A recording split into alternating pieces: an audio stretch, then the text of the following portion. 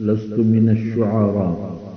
لامني بعض الإخوة عندما قرأ لي شعرا، مع أني اعترفت في بادئ أني لست من الشعراء. إني أقول وأكتب ما يخطر على البال حسب الوقائع والظروف حين يخطر بالبال الخاطرة.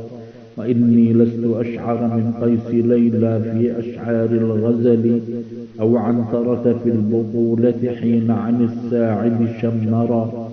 ما أنا إلا رجل من الرجال، وليس كل الرجال متشابهون، لكني مررت بأحزان لا عد لها ولا حصرا.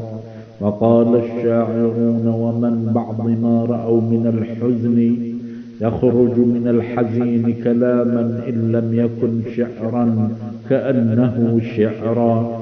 فإني لست تلميذ سيبويه وابن الجني في النحو، ولست تلميذ حسان الذي يعرف بحور الشعر بحرا بحرا، لكني قرأت قليلا من العربية ولست لكلها متقنا.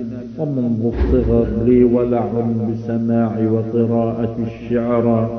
والصلاة والسلام على سيدنا محمد وآله عدد ما خلق الله وما يخلق من الجمادات والبشر. لست من الشعراء.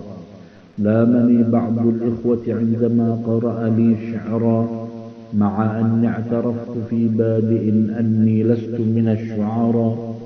إني أقول وأكتب ما يخطر على البال حسب الوقائع والظروف